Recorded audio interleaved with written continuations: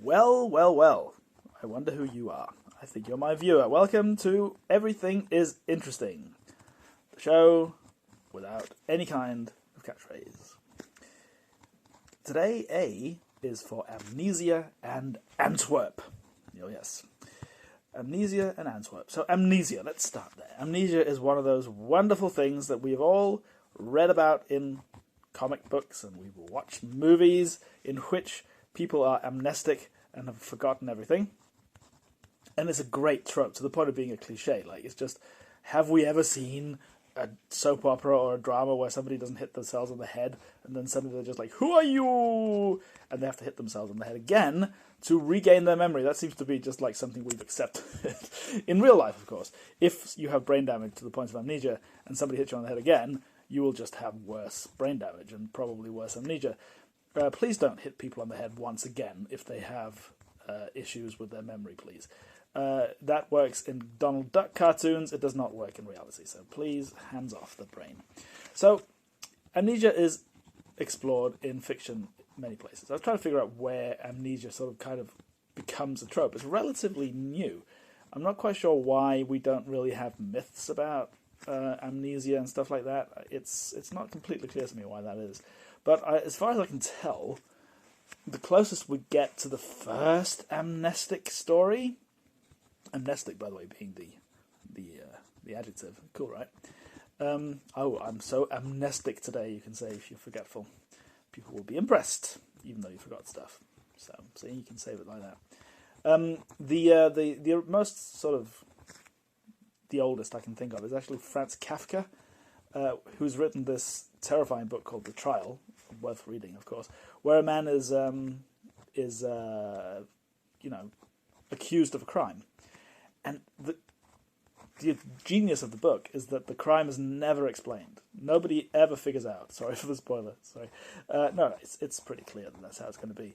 That nobody actually figures out what he's accused for. Everything is Kafkaesque, surprisingly. That everything is, nothing has been. He's not charged with anything. It's just some kind of crazy bureaucratic nightmare, right? And that's the whole point of it. That's the effect it has.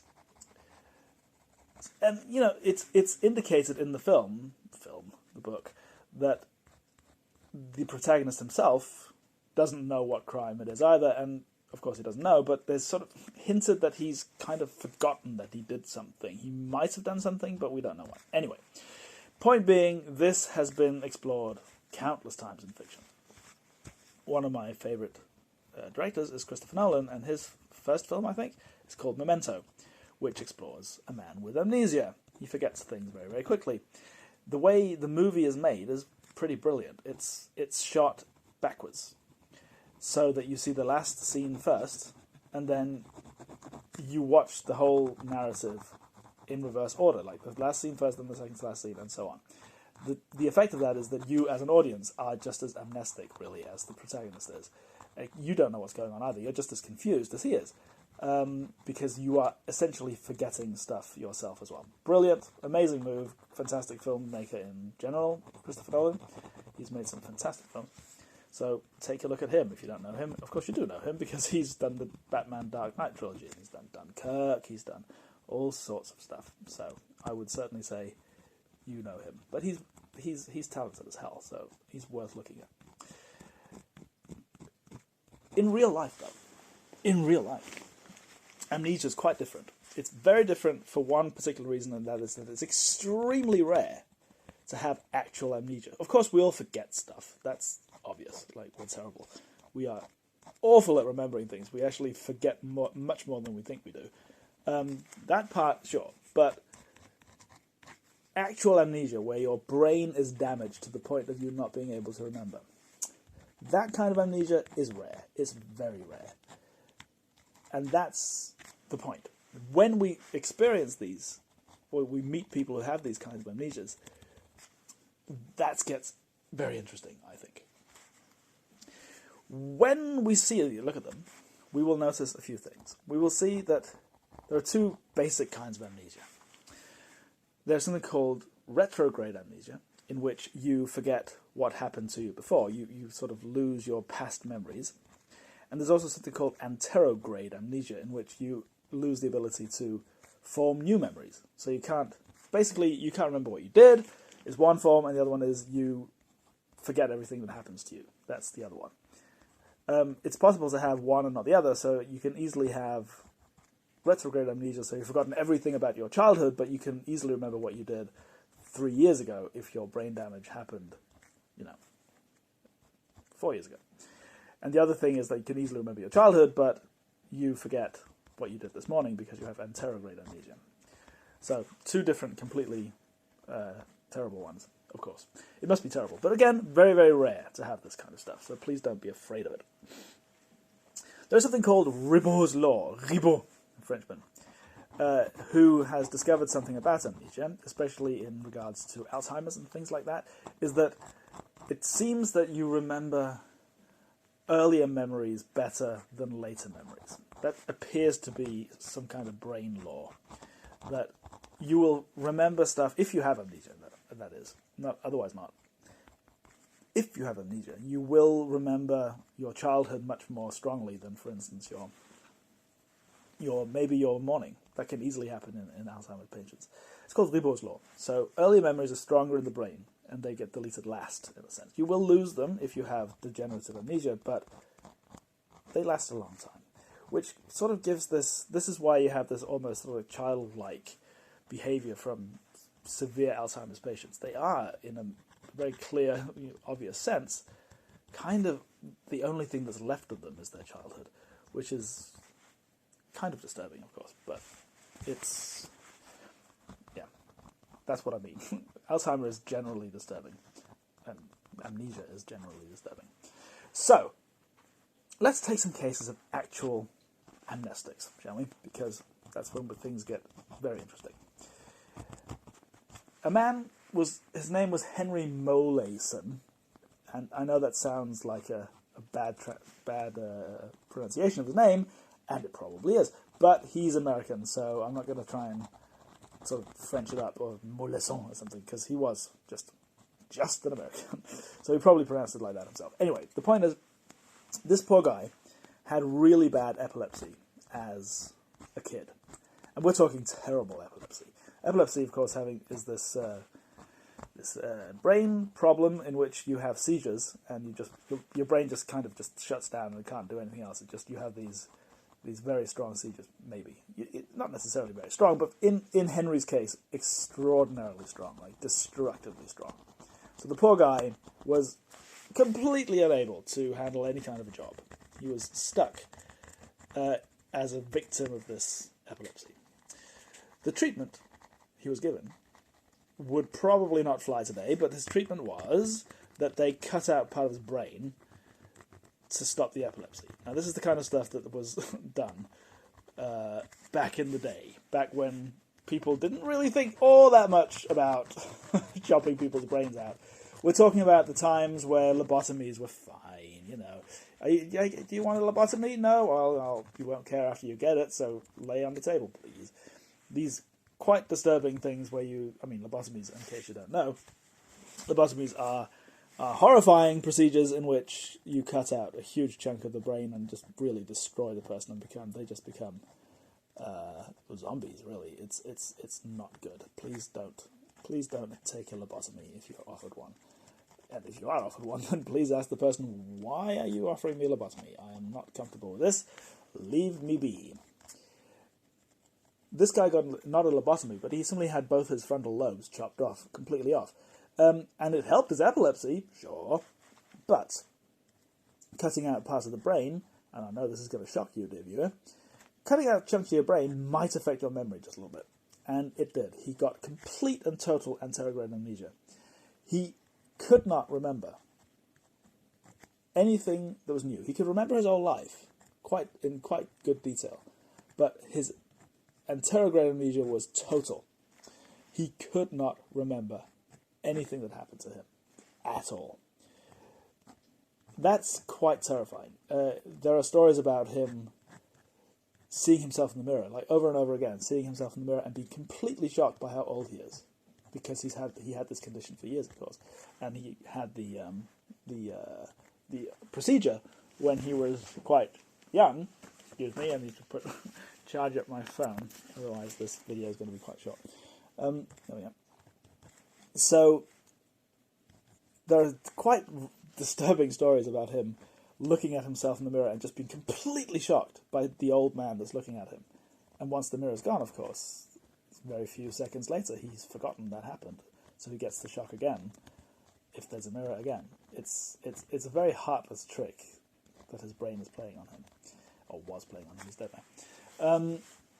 But the interesting thing was, not to get too bogged down in the details of brain development, interesting thing was that it was discovered. Because, of course, a case like this, as tragic as it is important, because it can give us insight into how memory works in general. And it turns out that he could actually practice and get better at things without knowing that he was practicing, because, of course, he can't remember practicing. So if he was asked to, like, draw a particular drawing,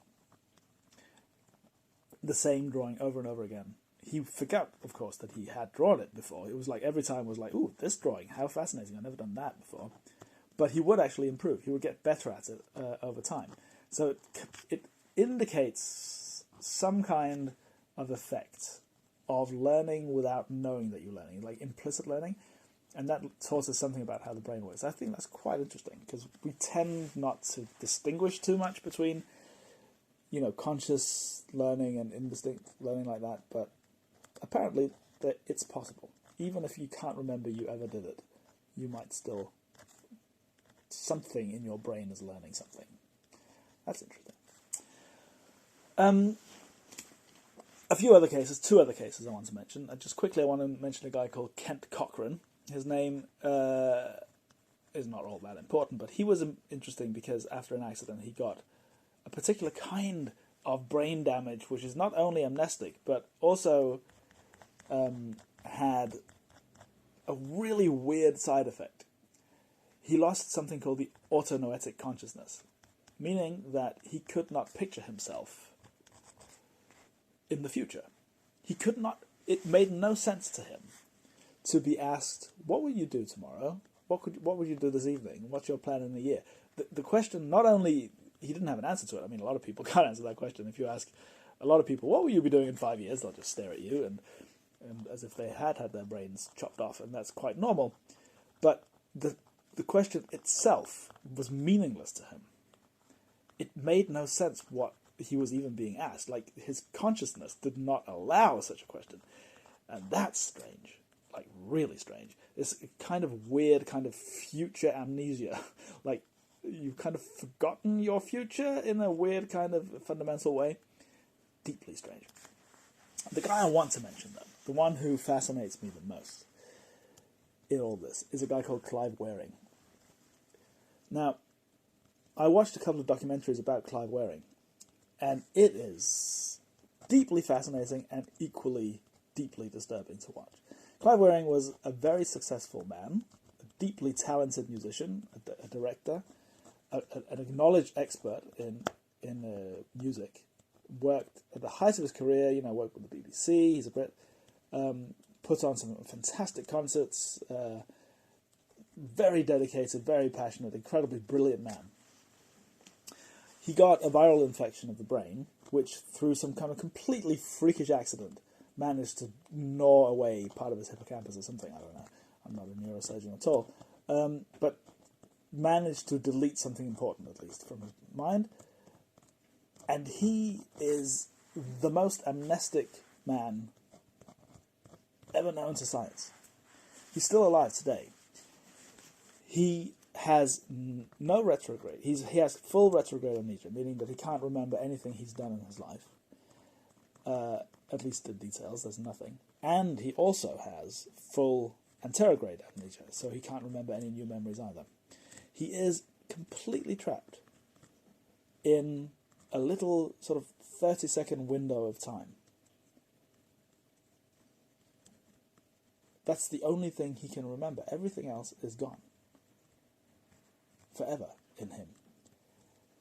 And these documentaries, watching those documentaries is utterly heartbreaking to watch, because you can clearly tell that this guy is intelligent. That he has the intellectual capacity to work within something like this, but he can't, because he can't remember anything. And the interviews with him become these deeply sad discussions where he's asked, like, well, do you remember me talking to you like 2 minutes ago? And he will always say something similar. He'll say something like, no, of course I don't. You're the first people I've talked to since I woke up. Because in his mind, he's been in a coma. He's been in a coma for 30 years or whatever, how long he sort of vaguely remembers having a functioning brain, I suppose. But in him, he's just woken up from a coma. Literally just 30 seconds ago, he just came out. And he will say things like, you're the first people I've seen.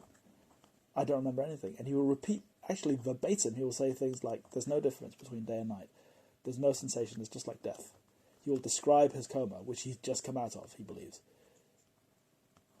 And it's the same words he uses because his mind goes there. I mean, we all do this. We all, when we describe something, we have a particular way of saying things.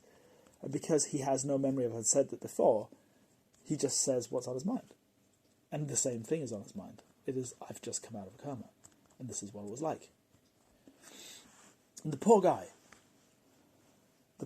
I mean, now he's been in this state for decades, and he's quite calm now. When you see a documentary from him now, he's surprisingly calm compared to what you'd expect from somebody in such a panicked mode.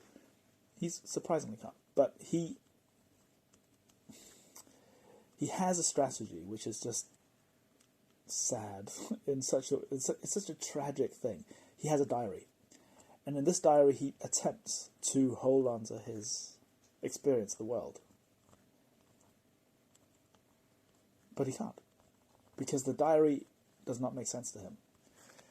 The only thing he writes in this diary is that now I am awake, because of course that's what he experiences. He experiences that he's awake now.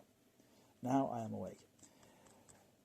And then he'll look at this diary 30 seconds later, not remembering that he wrote it, and saying, oh, okay, I might have written something before, but I wasn't awake then, of course. Clearly, I've just only woken up now. So he'll cross it out, and then he'll write, now I am truly awake. Now I'm truly awake. And 30 seconds later, he looks at that. And then he writes, I am absolutely awake now. He keeps crossing out what his unconscious mind wrote in his. That's how he handles it. And his diaries are just pages and pages and pages of this, and you can tell how he is trying desperately to hold on to something, and developing some kind of skill set to really signal to himself that yes, he was conscious.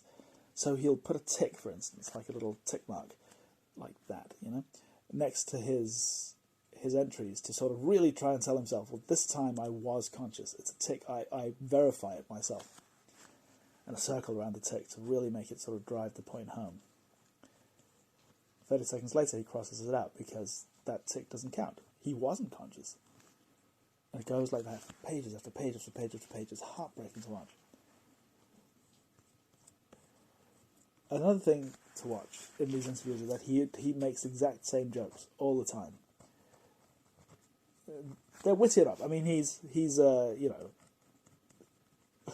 you can't expect much from a guy with brain damage. And they're not the best jokes in the world, but they're fine. They're cozy jokes.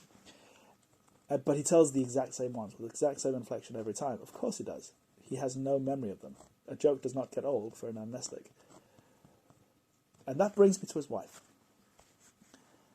His wife is really the linchpin of these documentaries. She will always be there, and she is remarkable. She really impresses me as a person.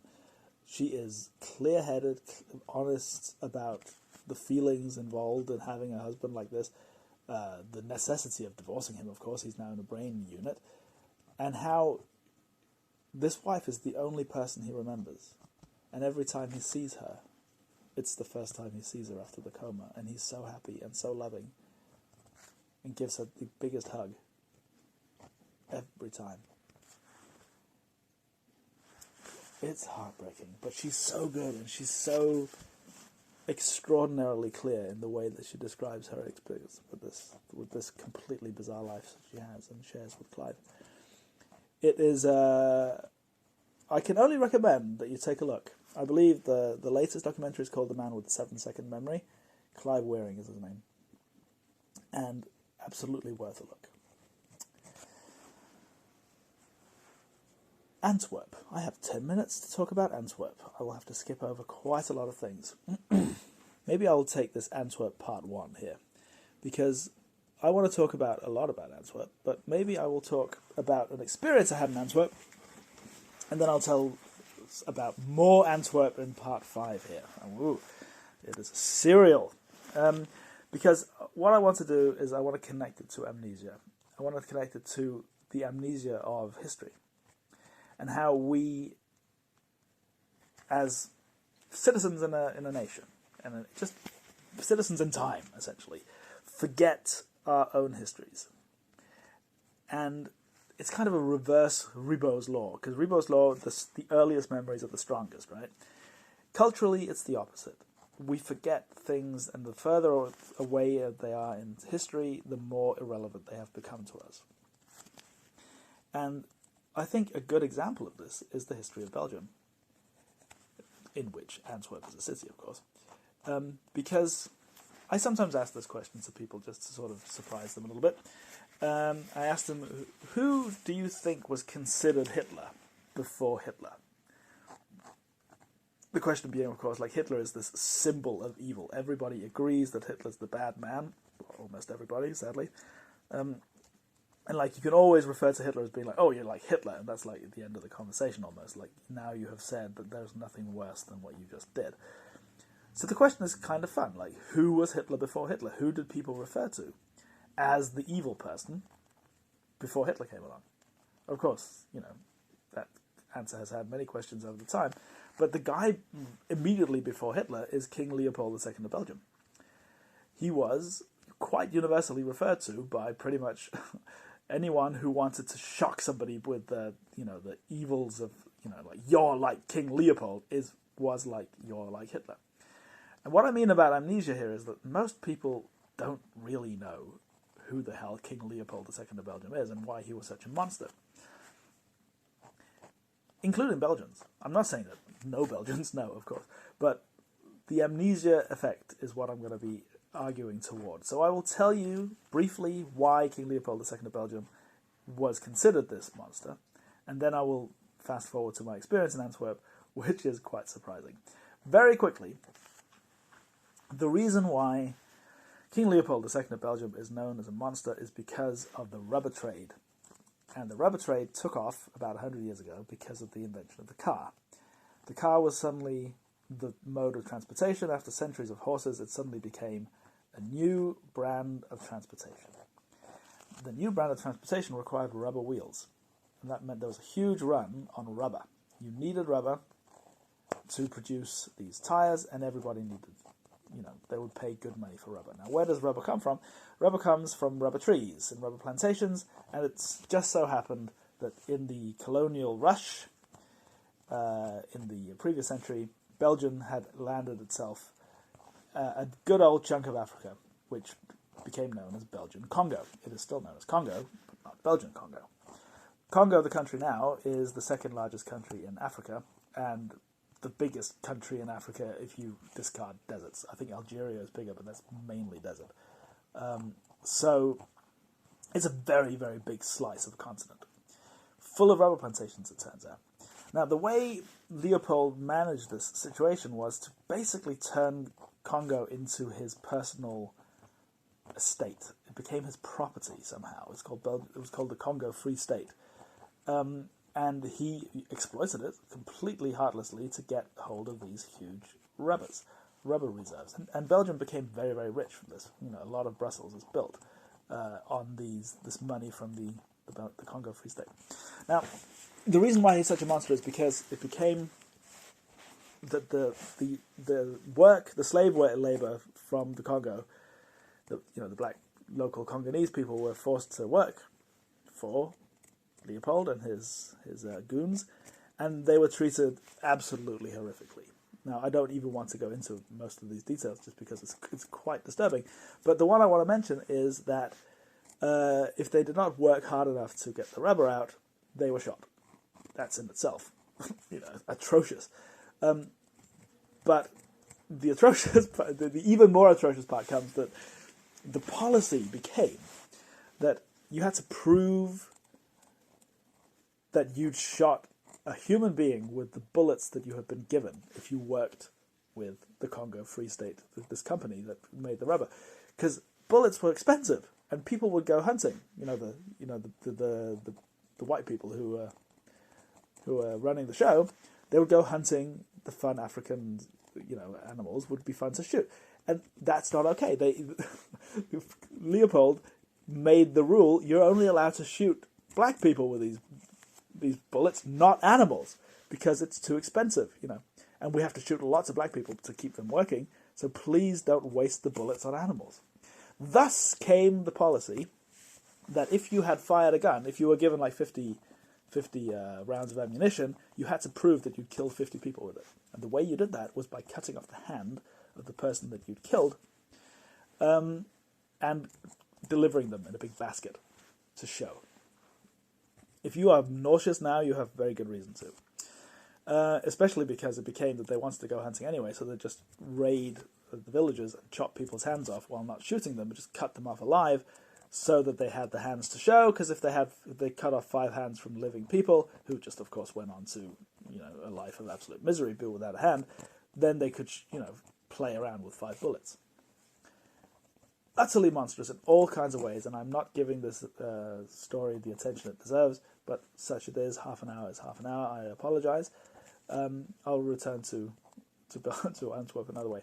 But the spectacle of the severed hands is utterly horrifying, and many Belgians don't even know this about their own history, and that's because of this weird cultural amnesia, right? And this is why we get to Antwerp, because when you go to Antwerp, if you go to Antwerp, and you go into a Leonidas chocolate shop, because you do that when you're in Belgium, you want chocolate. The chocolate is fantastic in Belgium. If you go there, you can buy, and I shit you not, little black chocolate hands in a bag. Now, when I saw this, I was shocked beyond belief. Like, what the hell is this? This is the most tacky thing you could ever buy. How can you have dark chocolate hands in a bag in a country which is famous for chopping off black people workers' hands in an atrocious... It's just... I mean, I don't get triggered easily. I really don't. I am not one of those people who follow the outrage Olympics, and getting shocked by just about everything. But that really did surprise me. It really took me aback that you could get... I mean, it's very difficult to think of something similar. It would be like in Germany, you'd be able to buy some kind of sort of like Holocaust-themed, jokey thing, like candy shaped like, gassed people. It's just absolutely horrifying, and you would not accept this. So how did this... What's going on? And it turns out that these chopped off hands are nothing to do with the Congo Free State at all. It has completely no relevance to that at all. It comes from the founding story of Antwerp. Because according to the way, the legends, there was across the River Scheldt, which is where Antwerp is built, there used to be a giant, and that giant name was Druon Antigone. And Druon Antigone would be the god of this river, and if you wanted to cross this river, you would have to pay him money. You would have to give him money to cross this bridge. Now, that's all well and good until a great Roman hero called Silvio Brabo. Silvio Brabo, isn't that a fantastic name? Silvio Brabo came and he dealt with the disgusting, horrible, vile Druon Antigone by, when the giant reached out his hand to get the money, he chopped his hand off and threw it in the river, thus giving the name Antwerp to the city, because Handwerpen means to throw a hand. And if you look at Antwerp's main square, you can see a statue of Silvio Brabo throwing the Druon Antigone's hand into the Scheldt River. It is the foundational myth of the city. And therefore, of course, given like the normal tourist thing, you can buy the little chopped off hands in chocolate form in the Leonidas store, just across from Fritur number 1, by the cathedral. And this is what I mean about cultural amnesia. Because why would you ever sell that if you had any kind of idea of what your history was? I'm not blaming or shaming the Belgians. Just please don't hear that. I'm not saying anything about modern Belgians at all. They're great people.